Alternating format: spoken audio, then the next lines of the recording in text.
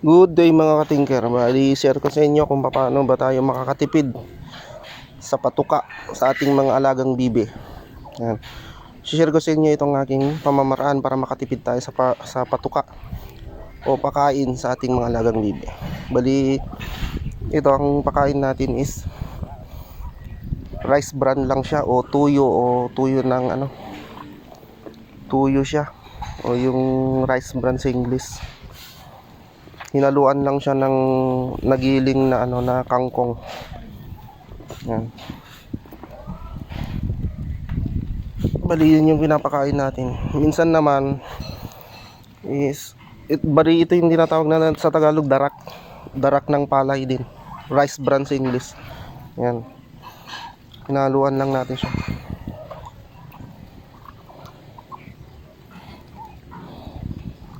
So ayan yung mga pinapakain natin. Ganito yung texture niya. Yan.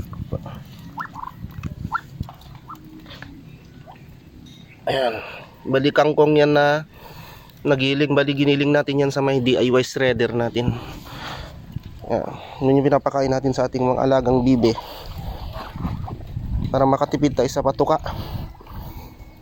Minsan naman madre de agua naman ang hinahalo natin. Pwede naman paghalu-haluin lahat. Minsan naman puno ng saging tulad ng ganyan.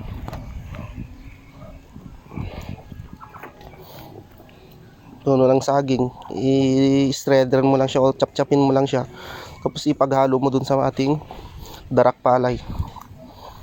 Yan. Pero sa ngayon, isang pinakain ko sa kanila yung kangkong. Giniling na kangkong tapos darak palay. Yan. Sa dami nito, ang ginagastos ko lang nito siguro is 2 kilo. 2 kilong darak na palay. Mga 20 plus tong ating bibi. Yan.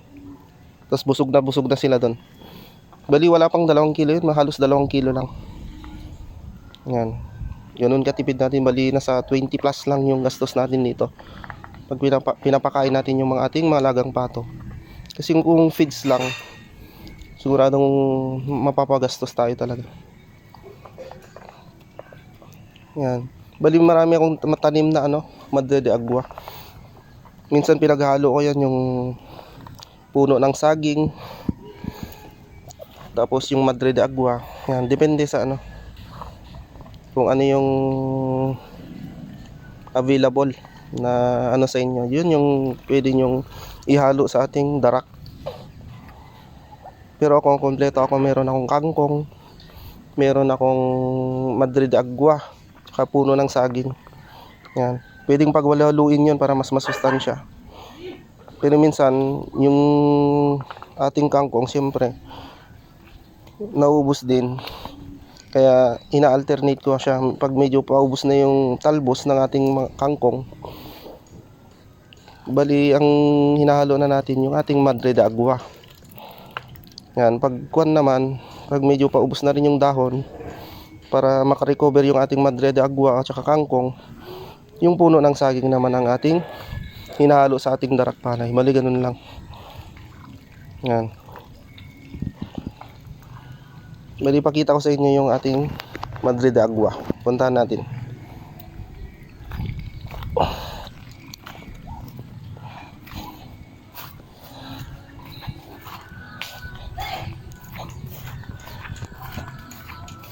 Yan.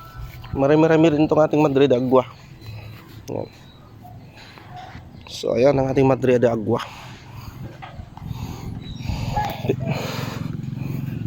Kailangan mo magtanim ng maraming madre agua para makatipid ka rin. Yan. Marami rin. Yan. So ayan. Yan yung technique ko para makatipid tayo sa patuka. Magtanim ka. Ang madre de agua, mabilis lang naman mabuhay yan kasi cuttings lang naman to. Yan. Cuttings lang ang kailangan dyan. Kunwari ito, putulin mo lang to. Yan. Tapos tanim mo, tutubo na siya. Basta wag lang dry na dry yung lupa na pagtataniman mo. Kasi ang gustong gusto nito is yung medyo mamasa-masa. Mas malago siya pag mamasa-masa. Pero wag naman yung basang-basa. Yung sakto lang. Yung basa lang yung ating lupa. Yun yung gustong-gusto niya. Yan, marami-rami yung madragwa natin. Yan. Kumukuha lang tayo dyan. Dinadahon-dahon lang natin yan. Ginanyan lang natin siya. Tapos ginigiling natin sa ating DIY shredder. Bali yun lang yung ating technique para makatipid tayo sa pagkain, sa feeds. Minsan naman hinahaluan ko rin ng duck layer. Yan, pag malapit na silang mangitlog, hinahaluan ko na siya para kahit papaano madagdagan yung sustansya ng kanilang kinakain. Pero yan palang masustansya na yan, yung Madre de Agua palang masustansya na yan. Kangkong tsaka yung puno ng saging masustansya din yan na pagkain nila.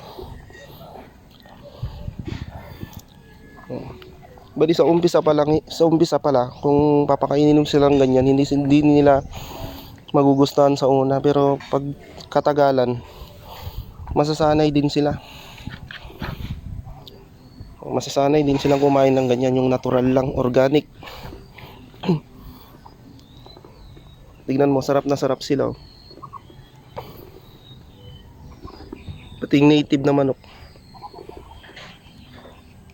organic din.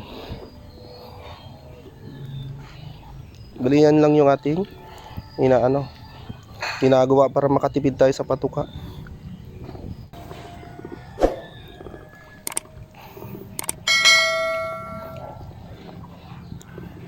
Ang sarap nila pagmasdan kasi sarap na sarap sila sa pagkain nila. Yan.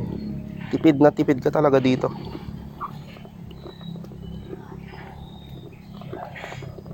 Bali yun lang mga katingker, yung ating ma-share sa ngayon kung paano ka ba makakatipid ng patuka. Yan. Minsan sa next video natin papakita ko sa inyo yung ating DIY shredder. Yan. Kasi pag nangitlog na sila, hindi pa kasi sila nangingitlog kasi to mga bata pa to, wala pang nangingitlog dito. Kumbaga pinapalaki ko pa lang sila para mangitlog.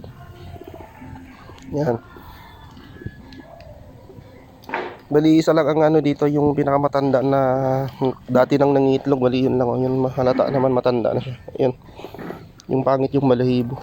Pero lahat na to is hindi pa naranasang mangitlog. Kumbaga pinapalaki pa lang natin sila para mangitlog. Malapit na sila, baka sa katapusan o first week. Yan, malapit na lang to, baka kuwan na lang to. Malapit na silang mangitlog. Kasi binili ko tong mga to maliliit pa. Pinalaki ko lang. Dali yun lang mga tingger. Salamat sa panonood.